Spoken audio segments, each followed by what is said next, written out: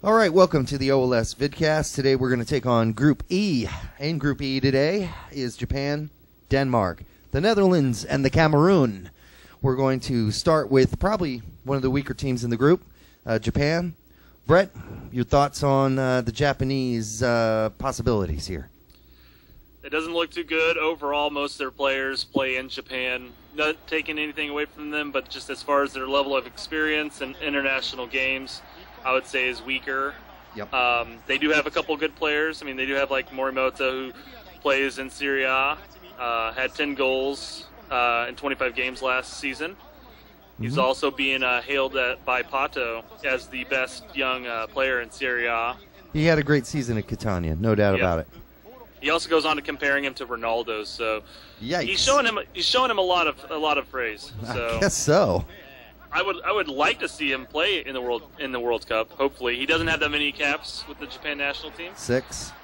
So we'll see what happens there. Most likely, looks like they're going to go with more of a veteran squad as far as the starters go. It does, but geez, if you're Japan, why not take a chance? Yeah, especially who they're going to be playing. Yeah. But they have a couple other players throughout Europe and a couple players that are actually back home in Japan that have had long stints in Europe. Right. So overall, I don't like their chances in this group. I don't see them. I see them hitting 4th place in the group, to tell you the truth, unless they try to mix it up and go for the wins and go and take the chances. Well, they're going to have to take some chances because their goalkeeping is questionable at best.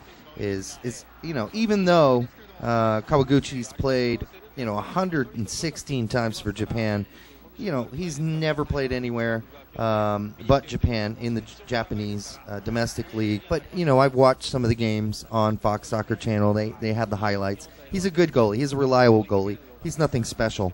And then his backup, who knows, Norizaki, we might see him at some point. But the real problem when you get down to it is the defense. It's a completely domestic lineup, and none of the players that play defense for Japan have any experience overseas. Not that that's a necessity. It's just they're going to be playing world-class teams. These guys have never seen that kind of competition before, and when they have given up goals.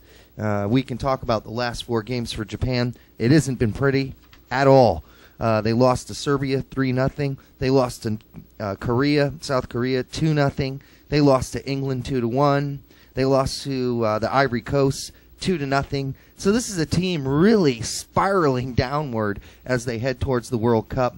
And yes, you mentioned some of the players that have played overseas that now play domestically in Japan. Inamoto used to play for Fulham. Nakamura used to play for Celtic.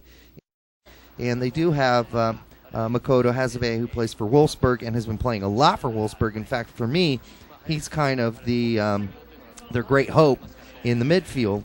But up front, outside of Morimoto, who's that young, sparkling guy, they usually go with Tamada and Okubo. And I just don't see anything genuinely great happening there. I think, as you said, Japan, they end up 4th. And that takes us to the next team, and that's Denmark.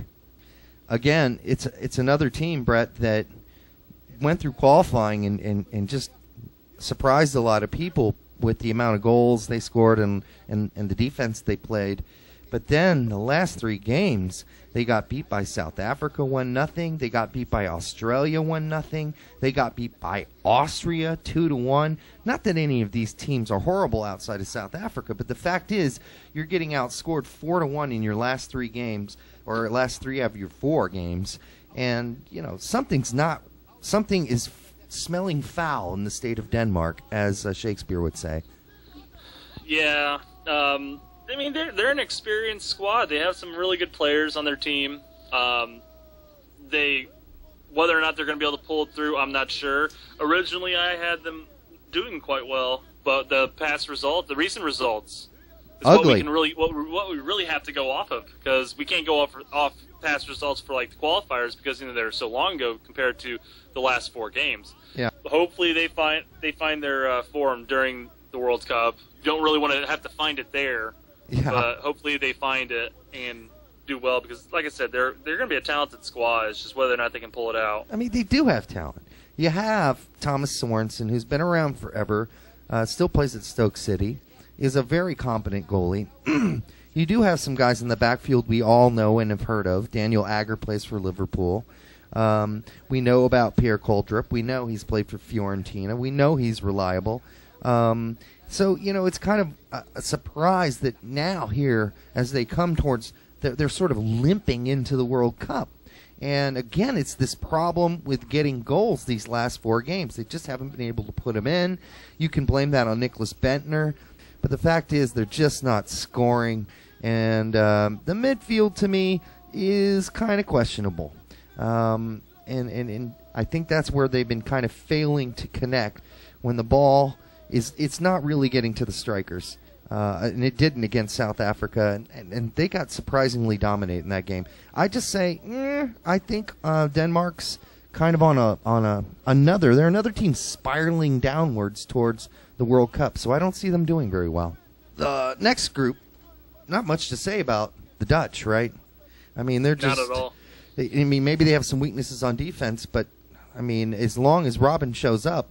And they're desperately hoping he might by the end of the group stage. They should do fantastic.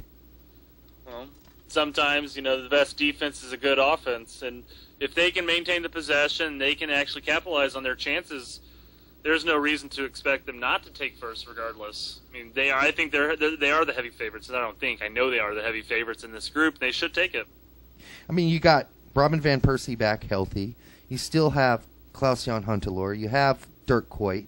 So, I mean, that's your strong striker group up front, your forwards.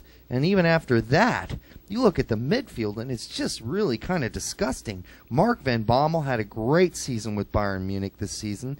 Nigel de Jong had a decent season with Manchester City. Wesley Sneijder was out of his mind all year. And even Van der Vaart had some good games with Real Madrid.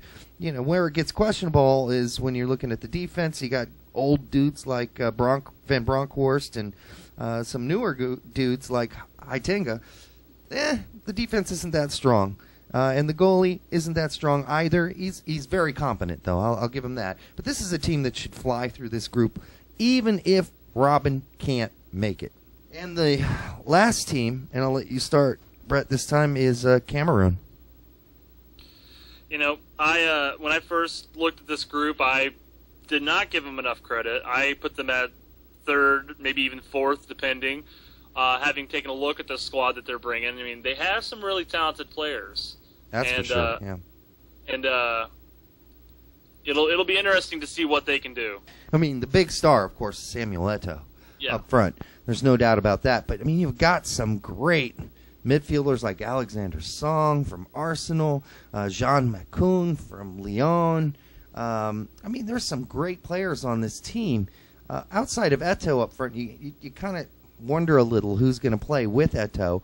As long as Eto'o is getting some sort of service, he should be fine. The defense, again, a lot of great players, a lot of them very young.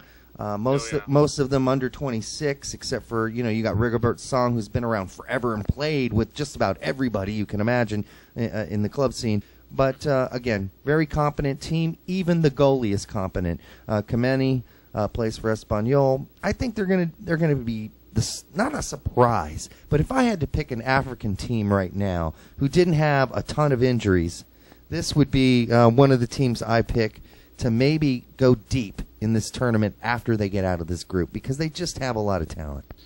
All right, so that is the end of Group E, and we'll be right back with Group F.